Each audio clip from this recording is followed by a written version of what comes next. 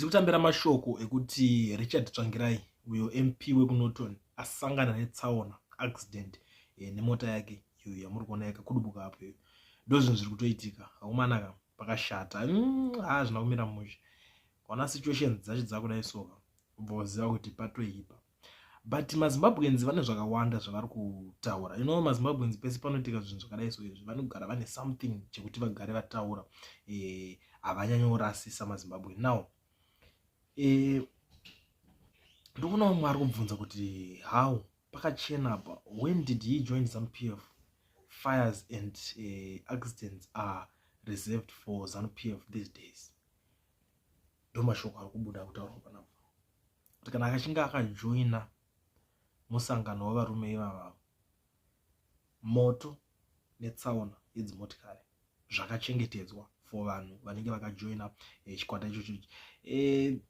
Umwe ari kuti driving Fortuners, they sold out the struggle. Why we support the sympathy for people who betrayed the electorate?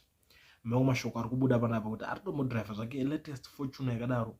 Vanhu vanenge vane mubvunzo yakawandisa. Yoda kunyatsokunzwisisa chaiyo kana kuti chero mari yacho anenge akaiwana kupi.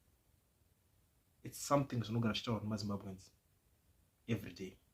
When you are a politician, hakuna munhu anombobvuma kuti chinhu chese chaunenge watenga kana nemari yacho ndeyako, because uri kushandira vanhu vepublic, and kushata kwazvo vanhu vanotokuvhotera vacho vanenge vari varombo. Saka vanhu vanochitira kuti level up, dzikisa mbijana zvinhu izvozvo, because vanhu vari kuchema, iwe uri kutoratidza kuti uri kurarama luxury life. Saka paunouya unenge uchiita crocodile tears uchinyebedzera kunge uri kupindira nenhamo dzavo. Saka pari kunzi vakatengesa struggle, that's why vakufamba nemota dzakadai so. Umwe ari kuti pavanoti ZANU-PF ndeyeropa paya ndo zvavanenge vachireva izvi. They joined ZANU-PF for some trinkets, but you will eventually pay with your life. Niki mumwe wenyu uyo akuda helicopter ambulance.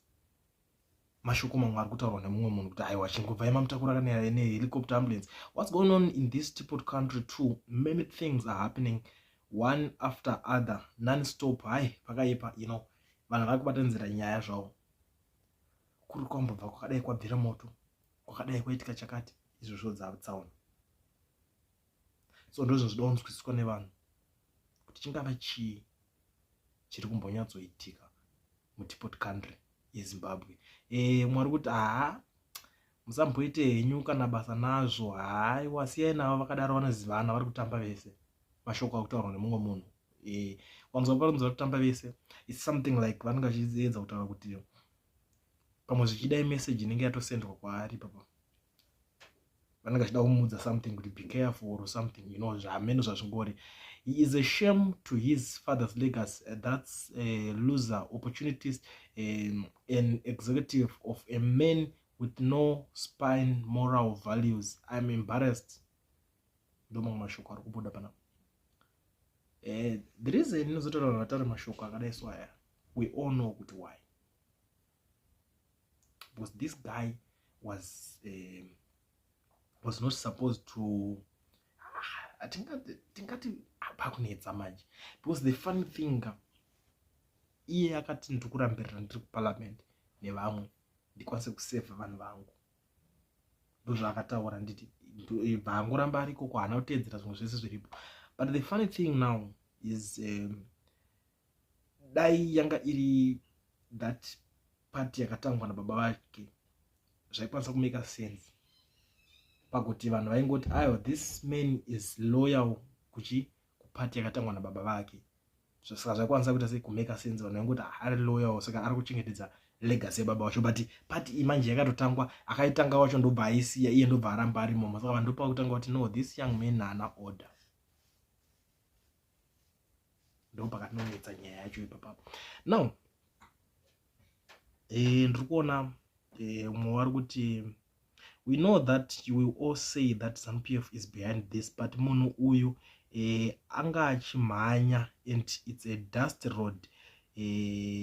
Patasvika apa yanga ingori guruva. Ndo mamwe mashoko ari kutaurwawo nemumwe munhuwo. Tara kuti tasvika apa ringori dust, munhu uyu anga akaitsika mota yemudust. mamwe mashoko ari kutaura ino vanhu vari kungotaura zvakawanda patsaona iyo yaitika. Inini ngombo reZimbabwe ndangondidarika nepanapa ndichingokuzivisai it's an update yekuti mugare muchiziva zvimwe zvinhu zvinenge zvichiitika, kusazivawo kuti imi munyaya iyi muri kuiona sei.